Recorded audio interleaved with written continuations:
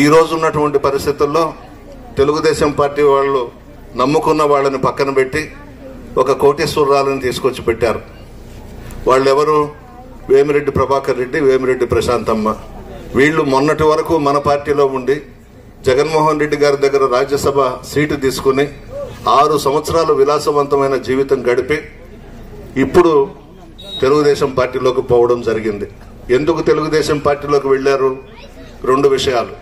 ఒకటి, కందుకూరులో యాదవ్ కుటుంబానికి సంబంధించిన అభ్యర్థిని ఎమ్మెల్యేగా ప్రకటించడం జరిగింది. నెల్లూరులో ఒక ముస్లిం మైనారిటీ సోదరుడికి సంబంధించి పేద కుటుంబానికి సంబంధించిన వ్యక్తిని అభ్యర్థిగా ప్రకటించడం జరిగింది. ఈ 2 సీట్లు ఆయన చెప్పిన వాళ్ళకి ఇవ్వకుండా జగన్మోహన్ రెడ్డి గారు నిర్ణయం తీసుకుని ప్రకటించారని పార్టీ వదిలి వెళ్లిపోయినాడు. వేమిరెడ్డి ప్రశాంతమ్మను కూడా టీటీడీ బోర్డు మెంబర్గా వేయించుకుని ఉన్నాడు.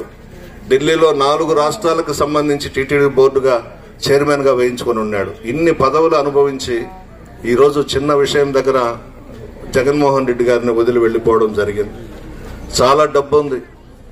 అవినీతి, అక్రమాలు, ఆర్బిట్రేషన్లు రకరకాలుగా సంపాదించుకొని ఆ డబ్బంతా ఎత్తుకొస్తారంట. మీ అందరికైతే ఒకటే మనవి చేస్తా ఉన్నా, తెలుగుదేశం పార్టీ వాళ్ళు ఓటుకి 5,000 ఇస్తారంట. బంగారంగా తీసుకోండి, తీసుకొని ఫ్యాన్ గుర్తుకు ఓటేయండి. ఎవరు కూడా వద్దనొద్దు. అదంతా కూడా అక్రమంగా సంపాదించిన డబ్బే, అన్యాయంగా సంపాదించిన డబ్బే. మన వైఎస్ఆర్ కాంగ్రెస్ పార్టీ నాయకులకు, కార్యకర్తలకు మనవి చేస్తా ఉన్నా, ఎవ్వరూ కూడా వద్దనొద్దు. బంగారంగా తీసుకొని ఇవ్వండి. ఎందుకంటే వాళ్ళు తీసుకున్న వాళ్ళ మనసులో జగన్మోహన్ రెడ్డి గారు ఉన్నారు, ఇది కనిపిస్తుంటది, ఫ్యాన్ కనిపిస్తుంది.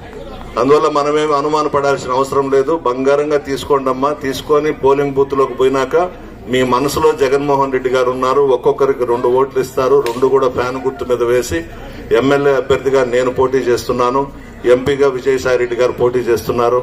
అందరూ కూడా ఆశీర్వదించి మమ్మల్ని పెద్ద మెజారిటీతో గెలిపించాలని కోరుకుంటూ